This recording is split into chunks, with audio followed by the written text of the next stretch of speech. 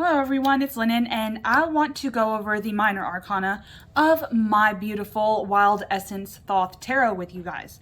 Now, if you want to see the majors, I have an entire video devoted just to them. I want the whole of the deck to mirror the Thoth in a way that it looks like we're getting kind of down to the elemental crux, if you will, of the meanings. And it is very elemental, as the deck is comprised of nature images. So, I'll say mine is. And it did feel like a channeled project. And I've actually been told that it looked like that.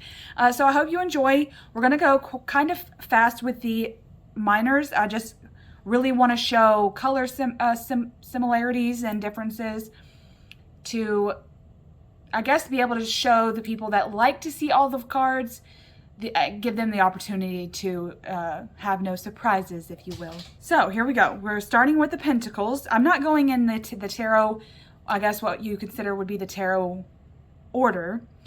I just, divided the deck into the suits, and we're going to go with it. So, okay. I'm going to turn these over. There we go. Okay. Now I did use the linden leaf because we see that in the Thoth. Now there's no greenery on this image, but just the fact that this is on a branch instead of in the air, there's no real way that we could consider that part of the air, but I guess to an extent I do consider the linden leaf part of the air element. But the fact that this is on a branch right here, I think we can overlook that. But I did want to use the linden, as we do see those in the ace here. Probably more like right here. These are the little helicopters that you see. Okay. This was a very, very, well, I guess what I consider a very good option for what I consider this card means, change. And for me, that's earthly change. And erosion was what I was going for, because it's time. It's the change that the earth will go through over a long period of time. But it's so slow that's why it's only in the twos, because it's like a slow process, a slow burn, if you will. And the purple that was added here to the erosion, I guess this rock sandy wall, was perfect to try to match the image on the original Thoth. So I love that. Also, if you're interested, I put the keywords here only, not the suit names, but on Make Playing cards, that this is where this deck is listed. I have two options. I have the one that's like this, that just uses the keywords, because technically I know the deck. I know it well enough to use it without the suit names. However, if you are either just starting out, or you don't know the system that well, or you just want the words of the suit names on there, I do have an option where you can get it like this, which is just the regular Wild Essence Thoth Tarot, but then I have with words in parentheses. I should have put suit names, but it doesn't matter. I'm telling you now. That have the actual suit names underneath where the keywords are. They do have still the keywords, but I added the suit names to that particular edition. So there's technically two editions to this deck. However, moving on, I loved this image. It didn't feel very natural, as in a nature image, but I needed a pyramid. I needed a pyramid because that's what we see here, and I needed it to be 3 sections. This almost feels very alchemical to me in nature, because there's a vision that someone in alchemy had of these 3 sections of a pillar, and how that was indicative to something important in the alchemical process. I don't know. If I can find that, I'll leave the article below. But anyway, I loved the blue and then the pyramid. Both were essential to me. The whole point is to try to get the coloration right so that we can link them back to the original paintings. But then also make it kind of look, elemental in nature. This was probably one of the easiest cards I had channeled, because this is a castle, right? In a sandy place with a moat. But the word was power. So it was almost like we built the castle as a symbol of our power. But it's like there's so much work involved in making all of this structure. There's so much planning. I feel like this is a very blueprinty card, plans and things like that. But anyways, I digress. But I knew I needed the sun because the sun is here. Card is the sun. Anyway, worry. Again, I'm keeping with the castle imagery for the pentacle suit because I feel like it's like a journey through the pentacle suit. You, I guess we could back up a second. You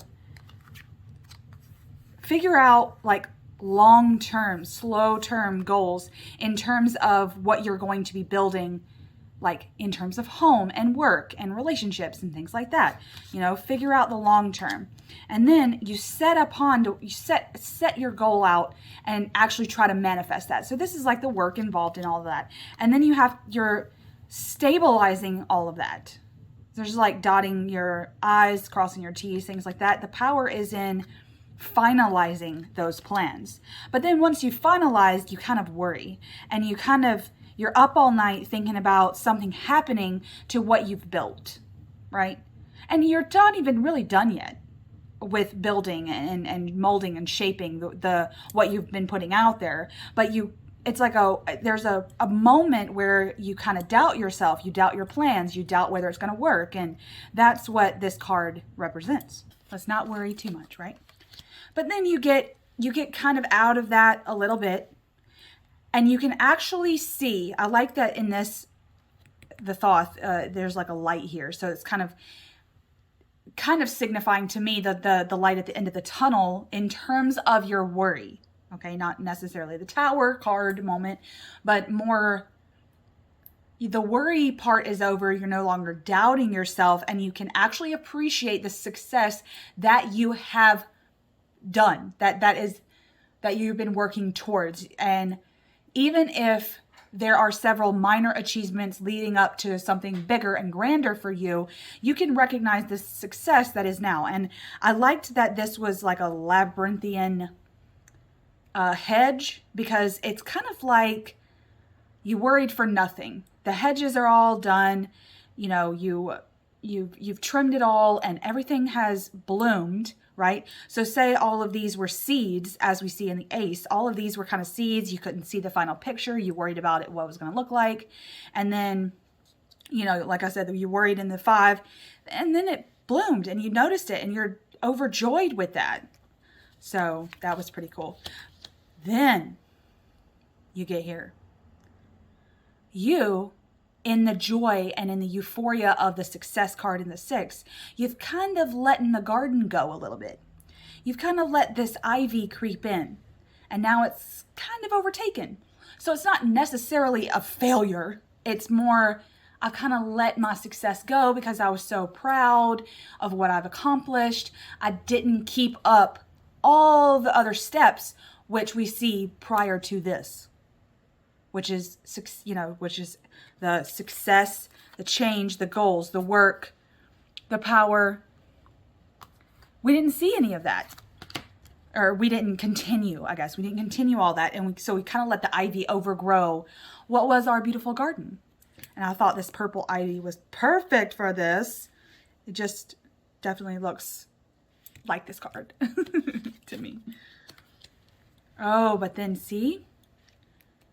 You had to have some prudence with all of that.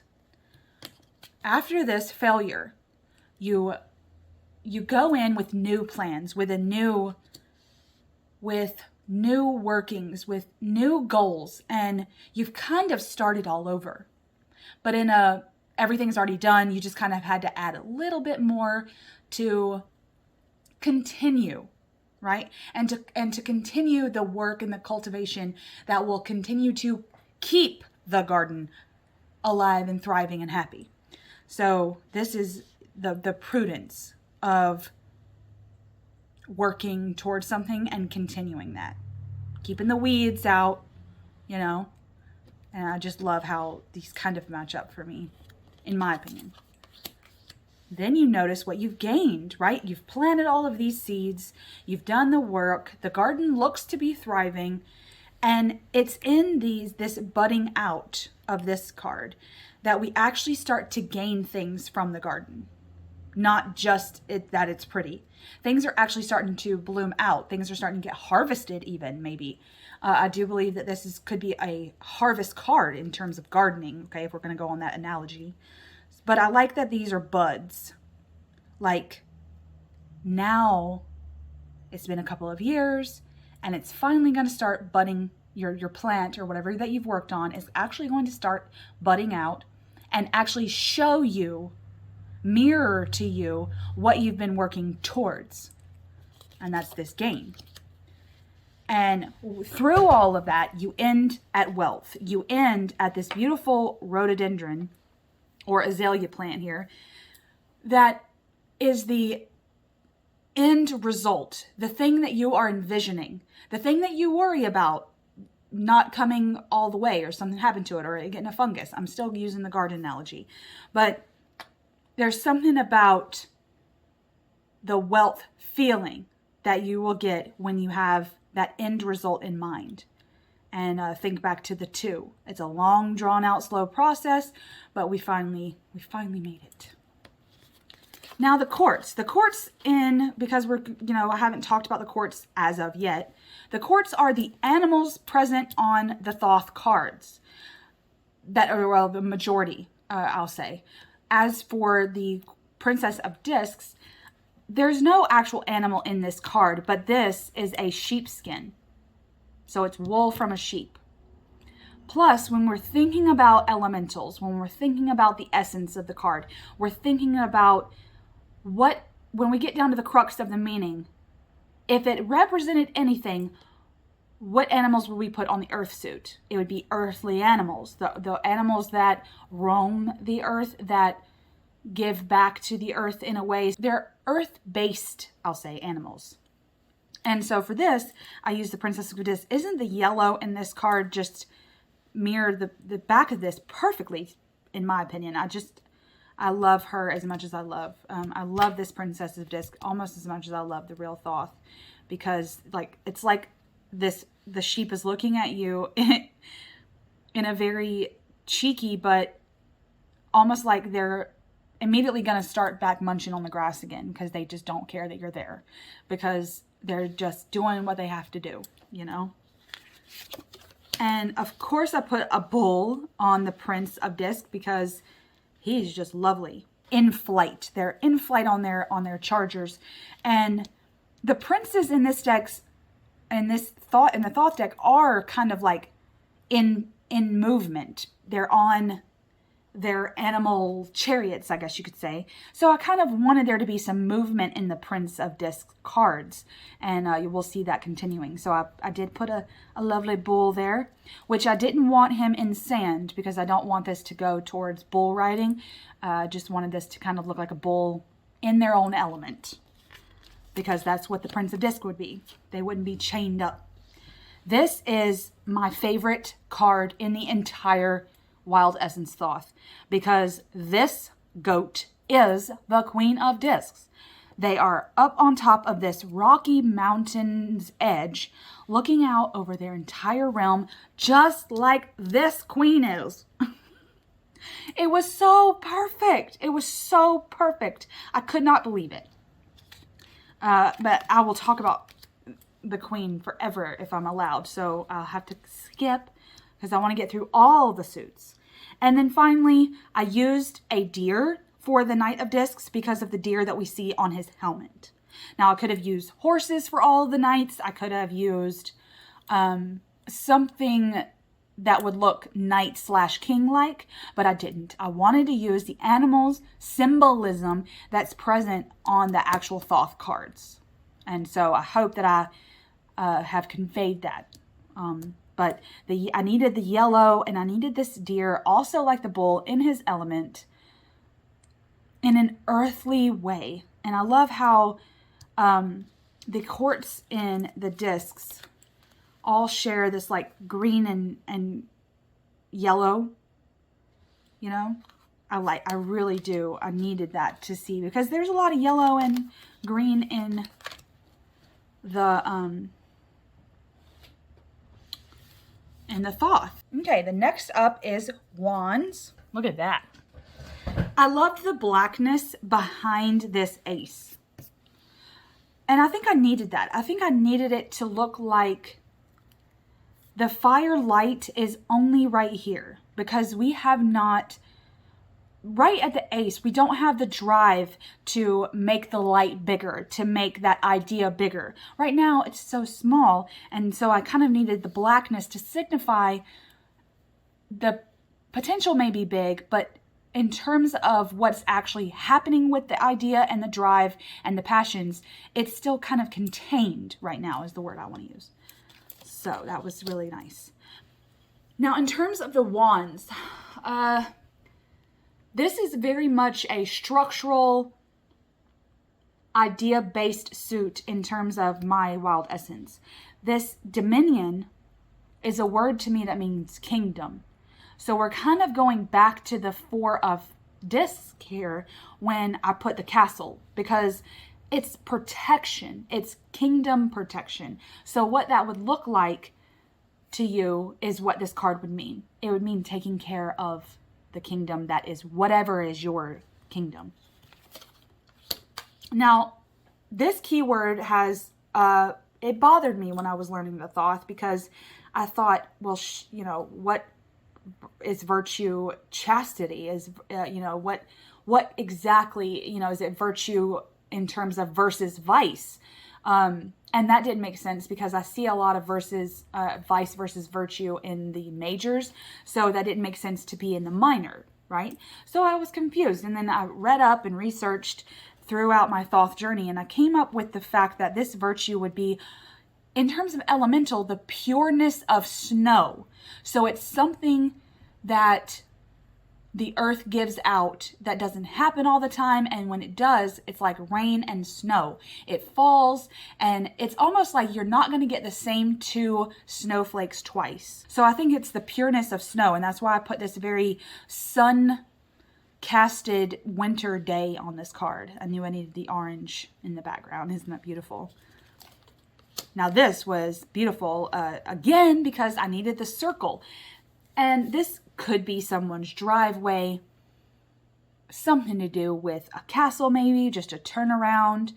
I don't know what it is, but I needed the circle and the green, because those 2 things were so important to me in terms of completion, and the circle being that main symbol there. Strife.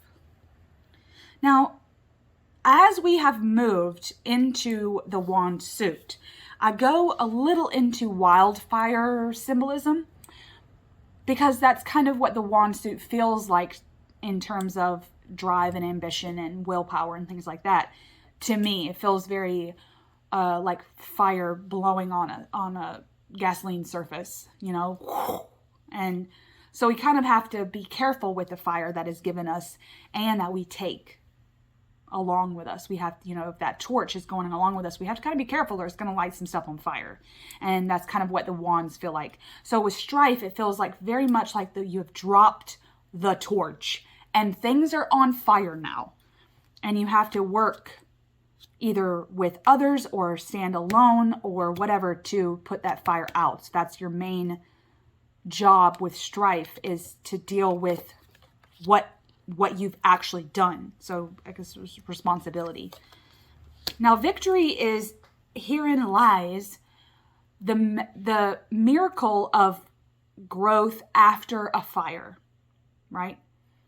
So when I think of wildfires, I think that, here where I live in the South, they often burn down some of the forest to make it grow again, to make it, like maybe it's gotten too overgrown. There's just too much, dead everywhere, vines that have taken over. So they just like burn a planned out portion of the forest lands here to allow it to grow anew and fresh. And that's what this victory to me feels like in terms of what you're going to put out there in terms of ideas and things, is that something is going to get manifested out of what you've done. So you just have to kind of like look for it in the ashes, kind of phoenix-like. Now this is the only card that I put a figure in. I didn't want any humans in the deck. But in terms of this card, it was imperative that I put a firefighter here. Because if I'm going on the wildfire symbolism for the wand suit, I needed to represent that the people that we can't ignore the bravery and the valor of these individuals to go in and do what they have to do to put out the fire. So it's about what all your plans are, what are you going to do to hold yourself accountable and to hold yourself responsible.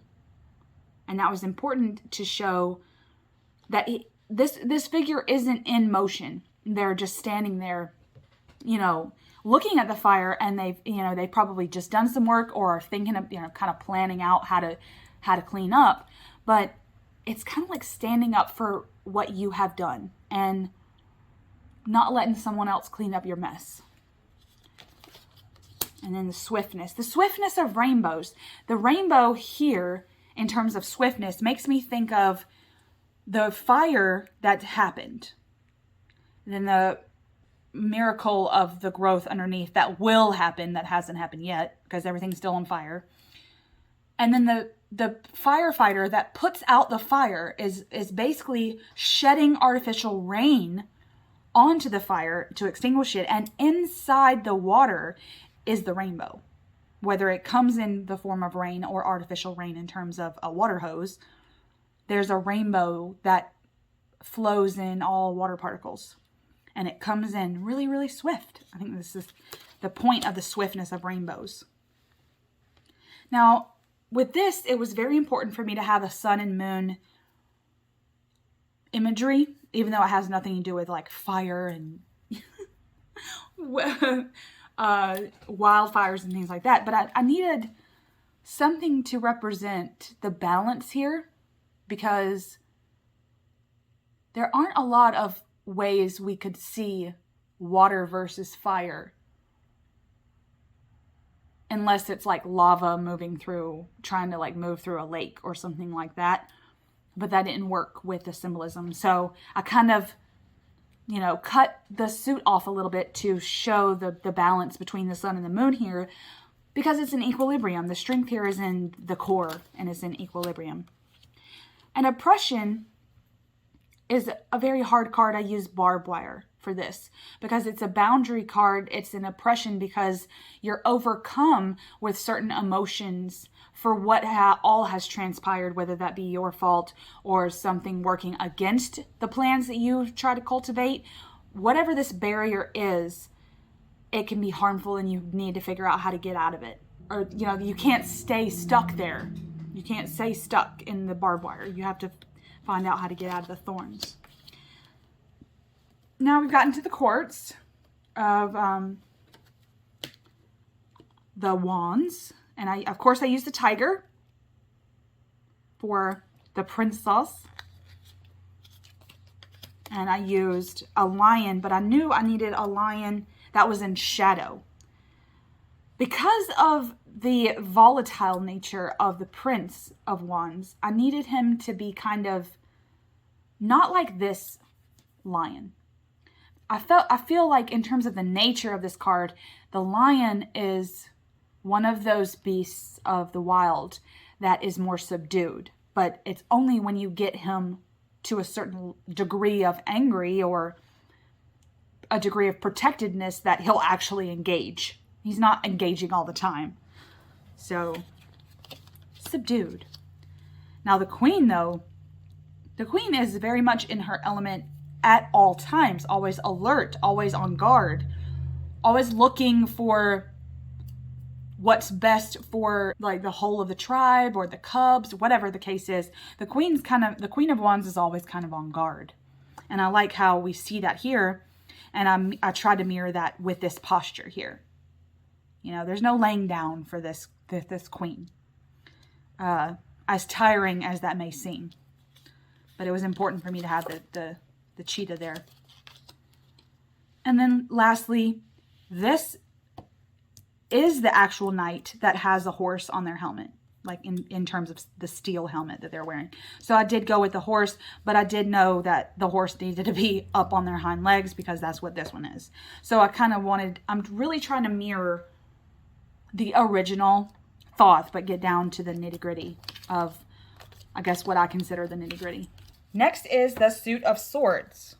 The Ace of Swords to me needed to be the rays of sunlight coming through clouds, because it's like that beam of light as an idea, as something in the mental realm that will come, that is coming out all at once. You know, I think that's kind of what these are, is the rays of all this sunlight, this sun back here.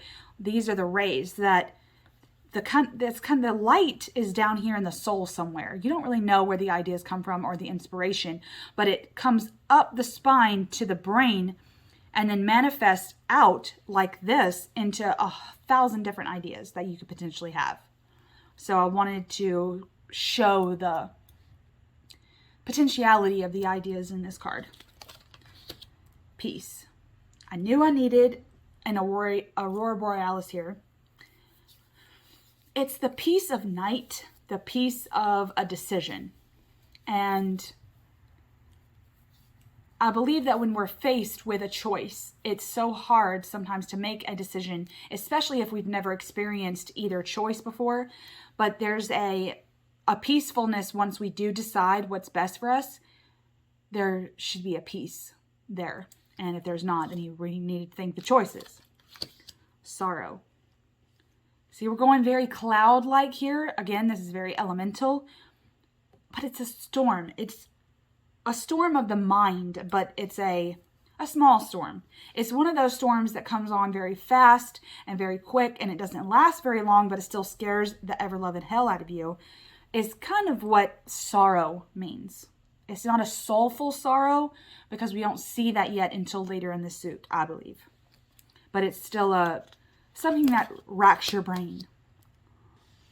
Truce. I like this hurricane-like card because it reminds me of it kind of reminds me of something like a storm versus the earth. So this is kind of a play on both elements to me, because truce, that's what truce means. It's kind of like a peace treaty almost that we have seen from the two has kind of come to fruition. We've made it into a pact now. And we have to kind of cement that in our minds somehow. That, you know what? We made that decision. It wasn't the right one, but we know that now. And, you know, I'll never do it again. And that's the pact that you make with your brain. To be able to, for it to shut up long enough for you to experience new things.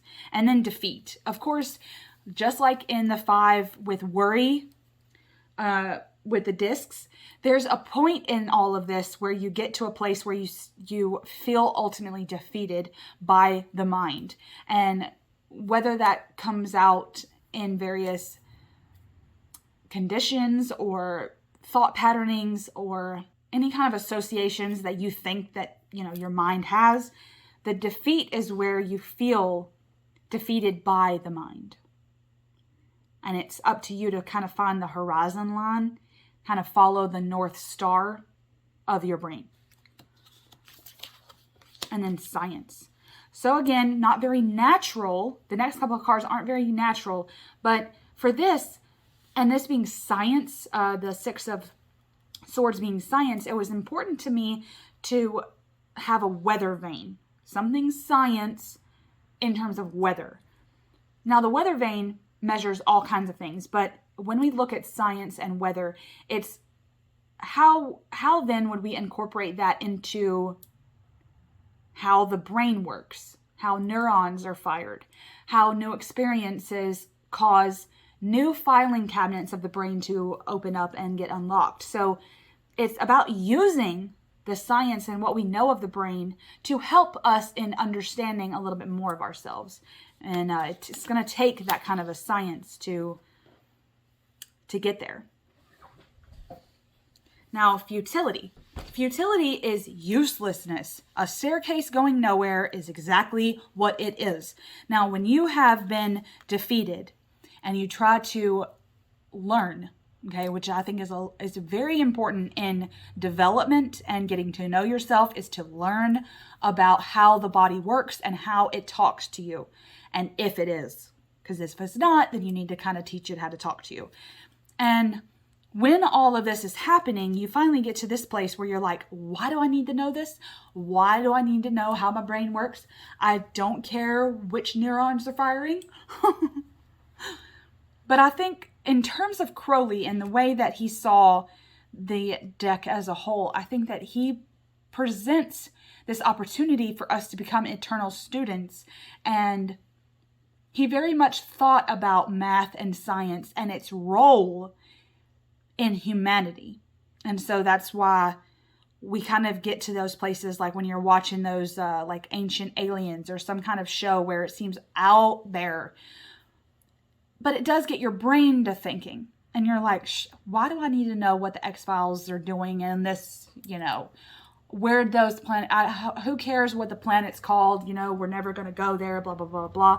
And it's this uselessness that you think that the brain isn't doing anything with because you're kind of severe in your ways. The uselessness here is about breaking the mold. And then interference. Now this is outside interference, and this is internal interference. This is brain interference. This is you using the science and what you think is uselessness and allowing it to interfere with how your brain is naturally going to work. And it's about you it's about you not allowing intrusive thoughts, and it's also about you, getting back into touch with how the like which interference is good interference. Okay? So that's what, it's like you have to concentrate on that. Again, with the hurricane here, from above, because the cruelty is in the aftermath of all that's come before it. Okay? It's like that, it's an epiphany card. And how you kind of put yourself through crap to figure out certain things and to get through certain experiences. You have to put your body and mind through some major crap. And that's kind of the cruelty here. You kind of got to be cruel to be kind of a thing, is my take on that. And then ruin. Ruin of the brain. There's no yellow or orange in this card, which was hard for me because I knew I needed a dead tree. Something dead. And not just death from something, but death from interference. Death from everything that came before. Death from uselessness. So what are you neglecting, right? Death from science. Have you overused science? Get off your phone. Give your brain a rest. Ruin from defeat. Ruin from truces and pacts that you've made with yourself because you don't want to learn anything new. So all the cards that come before it lead up to this. And it's just about taking the right path to where it won't lead to this. But stop worrying that it's going to lead to this, because then that's ultimately going to lead you to this. So, all right, finally, the courts of the swords. The Princess of Swords very much is standing alone in battle, okay? There's a storm raging in this, and it's almost like when storms come about, say here where I live, I watch storms come in and go out, and the birds that are out, if they are in the throes of storm, there's not just one of them. There's always like a flight of them, a few of them at a time. But this princess is standing alone, almost swiping through all the crap, right? And so I needed the storm clouds to represent that the storm is there, or the storm is coming. And it's just about, you don't need anyone else but yourself to slice through everyone's bullcrap and get things done. So she stands alone is, I guess, her message. Now, this is a chaotic court card, okay? In terms of the Thoth and Crowley, this is chaos. This is, you've got so many things going at once that you have no idea what is tethered to what. So I put this swirling vortex of birds here to represent that. This looks like it could be one bird or many, many, many, many, many. Just like here, we see this one figure, but then we see all kinds of little bitty ones all over the place, and we don't know which one's the actual prince. So it's a confusionary type of a court card. So that needed to be there. Again, the queen, like the princess, stands alone, but the storm has passed and her sword isn't wielded now. It's down. We've already swiped through all the bullcrap. We've already done what we're supposed to do, and we can fly through the clouds that aren't storm clouds anymore. We've gotten to the other side of the storm, so to speak. And I needed her moving away from the storm that we just saw in the princess to be indicative of that. And the knight is moving very, very fast. Okay? Very, very fast. He's moving very, very fast. Now the birds here, unlike, we could have gone the dragonfly way because these are technically dragonfly wings, and he even says it in the books. But the birds here, it calls to me of how it's not so much speed, it's more so flight in terms of his drive, right? In terms of what's going on. There's another validity aspect to the knights here that I needed to represent in the birds here. So the birds are just in flight. Move these out of the way. And then the last suit is the suit of cups, which has become my favorite, but has also become the hardest suit that I ever had to do. I made the cup suit totally different and got the prototype, and I was not feeling the cups, you guys. I was not. And maybe one day I'll share that deck, the other cup suit with you guys, but I had to feel good about it. I had to feel thothy about it. And so I do feel a lot better with this setup. So allow me to share. The ace is the Ace of Cups. There are a lot of waterfalls and water falling in the Thoth Cup of Suits. So I knew I needed a waterfall to convey at least the ace, but you'll see more of them as we go along. And then the color worked so well with the pinks and purples and the reds and the dark blues. It just worked with this. It just does look like a Thoth card. Of course, I needed a green river for the Two of Cups. And then these two waterfalls coming down.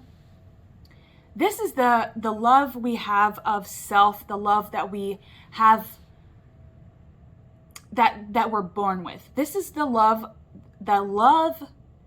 and empathy that we are all born with if we are shown it. If we are shown it and we have learned it, then it's present in our body. And that's kind of what we see here. But I'll explain as we go along. Now, abundance. Abundance is, and see how we can still see the rocks. We're not at the ocean yet. It's almost like the water is filling up the ocean in this particular card. It fills up the cups to be this still flat surface of the ocean, but we haven't gotten there yet. The abundance we feel here is an abundance of emotion that we have to learn what all of them are. It's like teaching children which emotion they're feeling when they are. Are you angry right now? Are you sad? What are you actually feeling? Let's get down to it. And that's what we learn in abundance. Because we have all these emotions, we have to put them in we have to put them in boxes now. We have to kind of label them to figure out what we're actually experiencing and how we feel about those experiences. And then the luxury of that, we're still seeing the rocks that I guess in my case would be the cups, because the cup haven't filled yet. And so there's this very much like this turbulence almost that happens with luxury, because we kind of get into a little bit of like, we think we know what we're feeling, but then there are ways to hide how we feel. And there's a luxury in lying to ourselves. I think that's what this card represents. Again, we got the moon, illusionary. Come on, it just makes sense. You're lying to yourself. and how luxurious that must feel to lie to yourself. Disappointment. I needed a ravine. A ravine. In my research with this card, it's about, there's so much in, the water is stagnant, okay? The waters that you have experienced up until now. So say, you know, you're trying to fill up this pool and you not have any more rocks. The rocks will be at the bottom, right? That's the goal, is to kind of be back to this. Get back to this pool where there aren't any rocks and leaves and things. It's like an actual pool. But then you've kind of let it go and you've kind of let it sit there. And what happened over time was that it shred the earth's surface till you've gotten to this ravine that you can't get out of. So in your quest to make a pool, you've made something that you can't possibly fill up at the same time. You weren't working in a balanced way. So you didn't fill as you dug, and it just led to this Grand Canyon-esque thing. But then at the bottom of the canyon, you start to learn the beauty of the canyon. You start to learn that you can use the canyon walls as the vessel of the water. And so you start to learn more about the emotions and, and there's pleasure to be had there. There's pleasure to be had at the bottom of the ravine once you learn about the disappointment. Once you learn the objective is to fill up the canyon, you can begin. And that's that excitability from, you know, you learning something new and stuff like that. But then, again, you either let it go or the work gets to something and slime comes in. Algae comes in. The water's no longer pure and crystal clear. Some other things have kind of come in, you know, and you're like, I don't know what this is, but I've got to get rid of it, right? But you don't. And it leads to laziness because you've found some sort of comfortability in the canyon that you've allowed the slime and did nothing with the slime until finally it acted like oil in water, killing all the wildlife, killing all the plants that is in the waters of you. You've killed it all because you've taken the lazy route. And that's not good, right? So what do? We have to figure out and relearn or learn anew how to bloom in the mud, bloom in the sludge and the debauchery. And once we learn that lotuses can bloom in the mud, the muddy waters that is in the dark trenches of your soul, in the emotional realm of you, there's another type of giddiness that you feel when the lotus blooms, because you're like, oh, I had no idea that could bloom in this bull crap pitch that I have made. I didn't know that a new me could be born, and that's what the lotus represents. Again, we do see a lot of lotuses in the Thoth, so I needed at least one lotus card. But then we get to satiety, right? Now, the reason I didn't pick the very same image as we see in the two is because this was the image we had in our mind. We worked towards it. We worked towards it. We tried to fill up the cup that was us. We kept trying. We kind of, you know, we let it go a little bit. Didn't know how to work the canyon and water at the same time. You know, this could very well be Pentacles versus Cups in this particular card to me. We found some pleasure, but then we kind of got lazy with it. Then we relearned, and our paradise, with the where we're most happy with our emotions, we're emotionally content, that may not look like what we had in mind, but it's pure and it's true. And that's what's most important, is that what you build and continue to build and continue to cultivate is true to you. And that's what satiety is all about, being satisfied. Now, the Courts of the Cups. Ooh, these are one of my favorites besides the Queen of Discs. I just love them. is the princess is the turtle, because we see the turtle here. Now, we could have used the fish or the swan, but the swan is like the turtle. I believe that all the animals, besides the fish, represented for the Princess of Cups are very dualistic, even triplistic in nature, like land, earth, and sky, like the swan, or land and sea, like the turtle. There's a nature to the elemental aspect of the princess, all of them really, that have a mixture of all the elements, right? Think of the salamanders that are symbolized in the wand suit, right? There's water and fire there. So we kind of have to look at the elementals mixing in the quartz. And so I went with the turtle, which she's so pretty. I picked the eagle, of course, for the Prince of Cups. I love this deep blue here of the lake. But this eagle has swooped down, very much like this eagle. It looks like it's very much swooping, and has gotten a snake, which we see in this cup here, and is going back up to his nest. There you go. That is the Prince of Cups. He barely planned. He probably sat up on a perch and planned for a minute or two, but then when he actually saw his prey, he did not hesitate. He just swooped down, grabbed it out of the water, and went right back up to his nest. And I think that is the nature of the prince, is this going after what you want, going after what you need, going after your dreams. And it's a hardcore thing with the princes. So I needed something to represent that.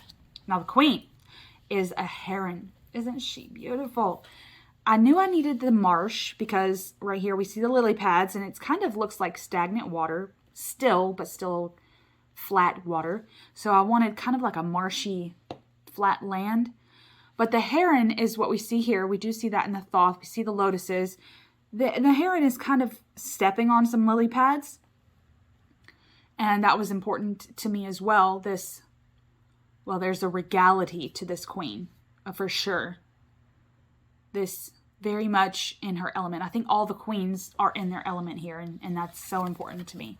And then finally, we get to the Knight of Cups. Now, the Knight is the crab because of Cancer. But because this particular knight isn't wearing a helmet like some of the other knights with one of those steel animal portrayals on there. Again, we could have used the horse, but I didn't, or the peacock, to be honest with you. But the peacock is more of an internal nature to this card, not the external nature. And we still have to look at that, but it's like when you get this card in a reading, if you use this deck, I would have added the crab with the peacock, then tried to go on what that meant. But really, it's the shielding, the protection nature of the hermit crab, the shell of the hermit crab, the land versus sea aspect, again, with the hermit crab. So all of these things mean something in terms of the animals. They're not just animals. Think of the animals' habitat. Think of their mannerisms when thinking of the cards. So, okay, well, I enjoy talking about this deck. If you need to see the majors, I will leave that video up in the cards for you. I really hope that y'all enjoy this deck. I've been loving working with it. All the links for the deck will be in the description below. I've got a couple of decks already on my Make Playing Card store that I've made that I'm very, very proud of. So go check all my works out. But yeah, I'm excited for the Wild Essence Thoth Tarot to be out into the world, and for people to start using the Thoth in a more elemental way. Hopefully it awakens something in people like it has me. So hope to see everyone again, and happy Thoth Thursday. Much love.